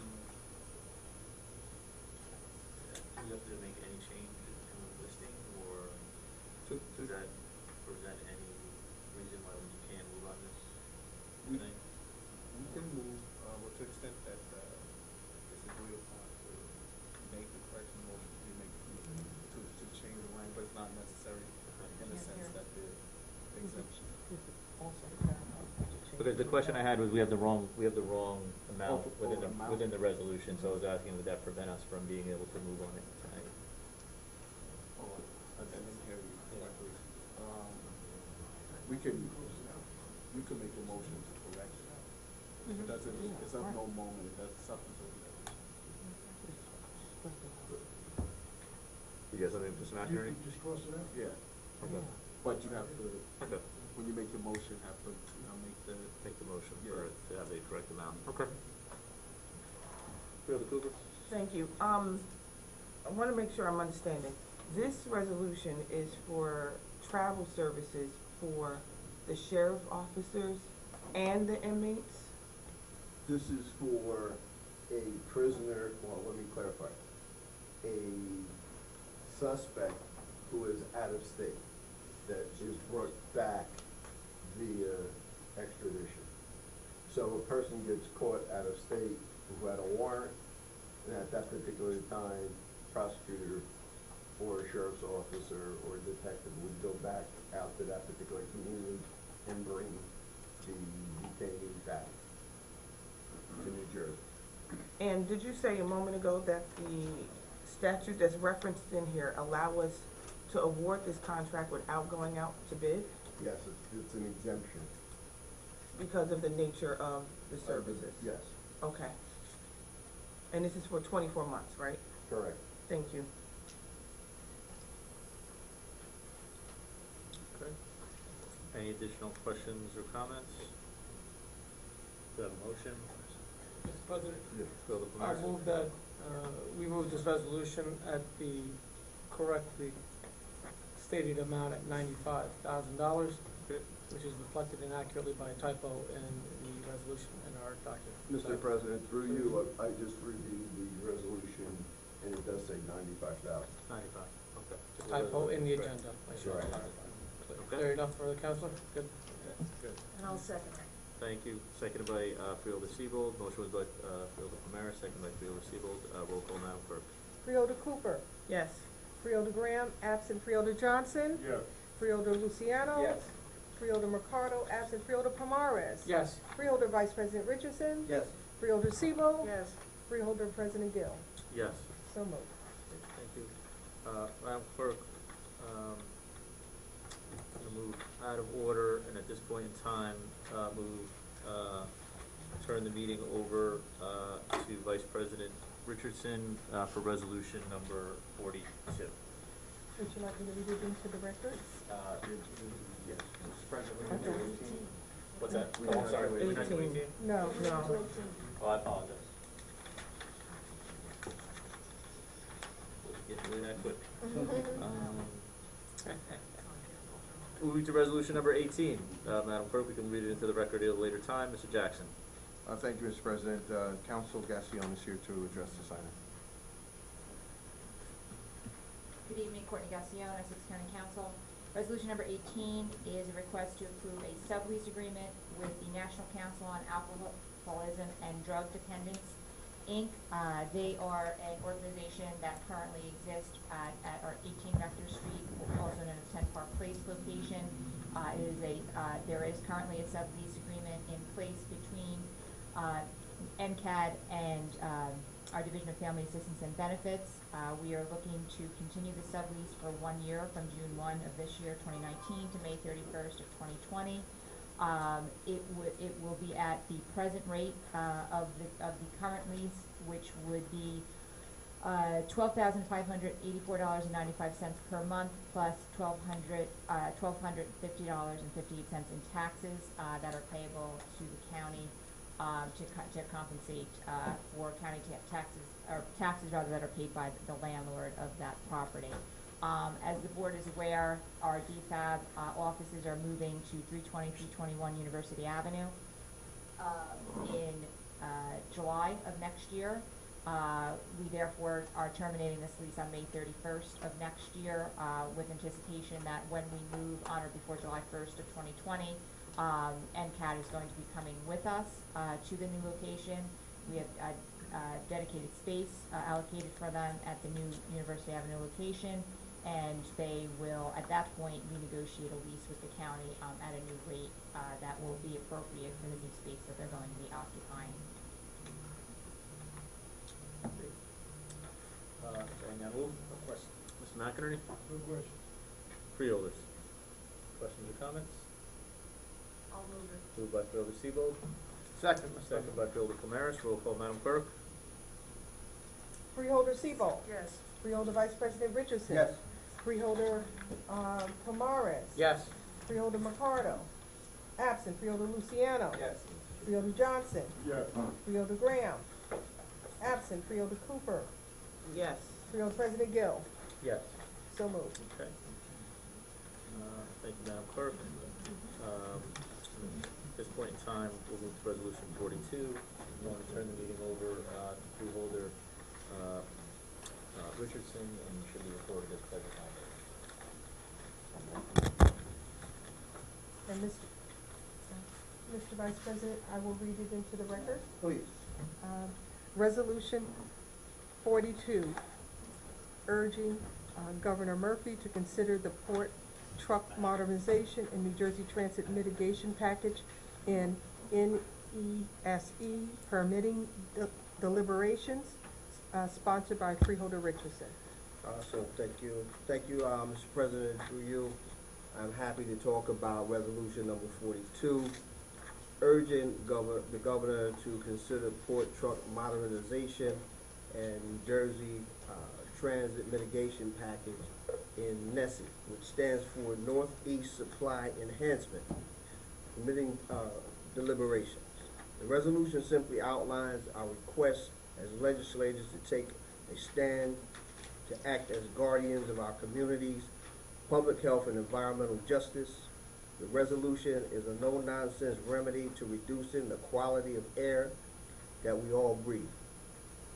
Furthermore, it is no secret that in urban communities there is a disproportionate presence of smog, which increases the prevalence of asthma in our communities. The state of New Jersey has taken commendable measures in tackling air pollution by keeping super pollution glider trucks off our highways. As part of the Northeast Supply Enhancement permitting process, the William Transco Company, a major gas transportation company, has agreed to provide financial assistance to replace and upgrade up to 400 of Newark's port's highest pollution emitting trucks. This will reduce pollutants by 121 tons. Through you, Mr. President, and I wholeheartedly support the proposed port truck modernization and upgrades, and I hope my colleagues who are here tonight on the board agree with me, and if so, we can all breathe a little easier. So hopefully I can get the board's support. Freeholder Johnson. Through you, Mr. President, Mr. Vice President, I would like to co-sponsor that bill with you, the resolution with you. I would like to co-sponsor that resolution with you. Absolutely. So, Mr. Any questions? Mr. McInerney? No questions. Freeholder. I'd like to do this via acclamation, I was which just gonna say that. President Gill is accusing himself.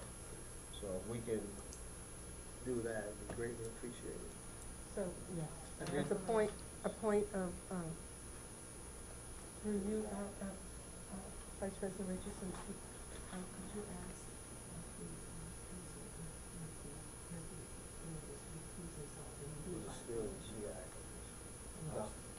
Okay, all right, so. It'll be everyone. Except for President Gill. Okay.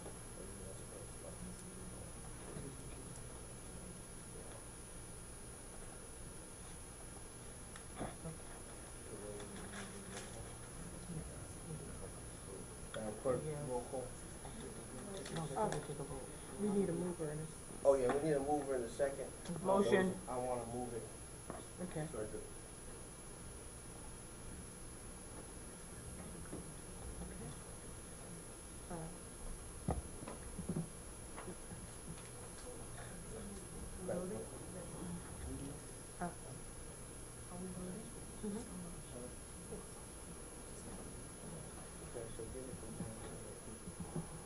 Okay. Is it by acclamation? Excuse me. So we need a mover in a second. And- I want to withdraw mine. And so it's gonna be Johnson and Cooper. Okay. Can I move that to jump back? No, can't. It can't. Because we have one of the few. Oh, okay. I went through. Through you, Mr. Vice President, Roll call. it'll be everyone's, Except. Okay, our names will be. yes, Okay, fine, thank you. yes. All right, okay, roll call. Freeholder Cooper? Yes. Freeholder Graham, absent. Freeholder Johnson? Yes. Freeholder Luciano? Yes. Freeholder Mercado, absent. Freeholder Pomares? Yes. Freeholder Vice President Richardson? Yes. Freeholder Siebel? Yes.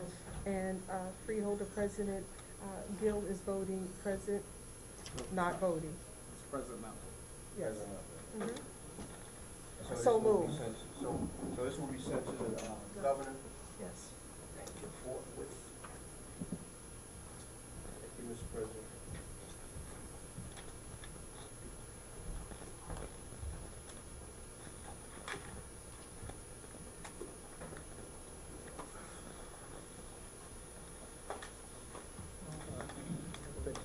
Thank you, Madam Clerk. Thank you, Vice President Richardson. Moving to resolutions, commendations, which are 19 now through 41. Do I have a mover? Motion. Moved by Freeholder Cooper. Second. Second by Freeholder Pomares. Roll call, Madam Clerk. Freeholder Cooper? Yes. Freeholder Graham, absent. Freeholder Johnson? Freeholder Johnson is absent. Freeholder Luciano? Yes. Freeholder Mercado, absent. Freeholder Pomares? Yes. Freeholder Vice President Richardson? Yes. Freeholder Siebel? Yes. Freeholder President Gill? Yes. So moved. Thank you. Reports of board committees, legislative reports, written communication, unfinished business, new business, public comments. If there's any member of the public who would like to comment on any matter, please come to the microphone, state your name and affiliation for the record. You'll have 3 minutes to speak. Okay, I'm just gonna say I'm Charlotte Galla from Irvington. I wanna report that June is Adopt a Cat Month. It's a national Adopt a Cat Month, and I was hoping that the Essex County freeholders would have at least recognized that there is the community cats that need to be addressed. I come every month. You said June 16th, so I'm waiting and hoping that we are going to make changes. I was late tonight because I had to take a cat to a vet in Linden, and it's going to cost me $300. This is a cat outside. I had another cat put down. It's costing me money. Another cat cost me $500. We had a blind cat in Irvington. We took it to Tabby's place. It took its leg off because it had cancer, and somebody adopted it. We have a lot of cats that need to be taken care of, and you have to be understanding. This is not my cat. It's a community cat of our county. We must make changes now. It's not that I come here every month and I beg. You have in every city, every town, and we have to address it. Look at what I just said about the vet. That cat was outside, unattended. How many others are in your area? Please, take note. Let's make it a team. One team, one dream. Let's make putting Essex County first, as Joey D always says, in our community cats. I don't just represent Essex County. I want New Jersey to make changes because there's a problem all over. And you want to know something? There's a solution. So let's get together, join hands, kumbaya, together with the community cats, and we'll go. Meow, meow, meow, meow, meow, meow. Thank you very much for your time. And I hope and pray that each one of you will make a change for us. Thank you. And in Essex County, to make us first. Thank you. Appreciate the time.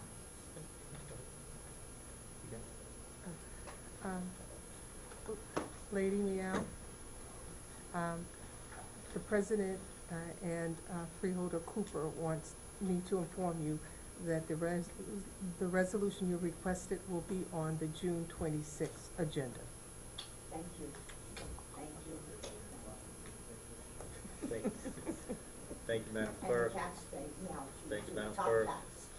And I just want to let you know, Charlotte, also that even if I don't respond, know that I get your emails every day. Good. So, I and need I read them. more. So even if I don't acknowledge that I read Some them, good ones too. they're fantastic. Keep them coming. But just wanted to let you know that they are read. Thank you. So, thank you.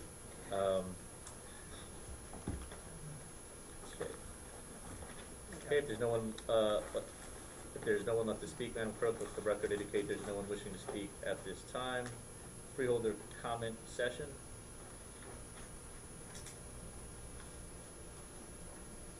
So Jackson, did you have I think we Yes, maybe wanted to just address one issue. Yes, thank you for indulging me, Mr. President. You mentioned earlier in your comments a number of issues that we'll talk about down the road, but the one that was most concerning, and I think it just demands some immediate attention and response, is with respect to notification. To our knowledge, we've been abiding by the protocol, which when if something happens, we've been notifying the committee, and then the committee, I presume, going to then notify the board. Okay. So I think we've been very vigilant about doing that. Okay. And with respect to the most recent report, we probably found out about it after you did, because they didn't say, county, here's the report, they just release it. Sure. And so I just wanted you to be comfortable that the notification is going on. Yep. And in that particular case, we weren't notified. We were just in the press, just like anybody else. We found out and saw it, but we weren't given it. Yeah. It's just released. I just wanted to hopefully give you some comfort that. No question. I mean, it has been working, and I think that part has been working, and I know the notifications in the committee have been working, and I know that report is sent by, or for last matter is not sent, to the county. It doesn't seem that the department has any notification, the federal agency has any notification, protocol, which you would think, which by the agencies that they're in, but, so thank you for that, and also, and I think this is for, Bill Johnson, and I know Bill Mercado's not here, but it also created a little bit of a idea that we had another inspection, that the federal government had been back in the facility. So of course, I think the immediate reaction was some concern over that, but thank you for the clarification, and I think the notification, has worked, and the protocol has been put into place in terms of incidents, notifications, and response to questions. And if the board wishes to change that, just let us know. We'll be happy to abide by it. Absolutely. Thank you, Mr. Jackson, for that, and thank the administration for that. Mr. President? Yep, Bill Cooper. Thank you. I want to be clear, thank you, Mr. Jackson, on what exactly it is that you're saying. I'm still learning all the rules and the protocols here. Are you saying in reference to any activity at the prison, the administration is notifying the penal committee? Through you, Mr. President, that's correct.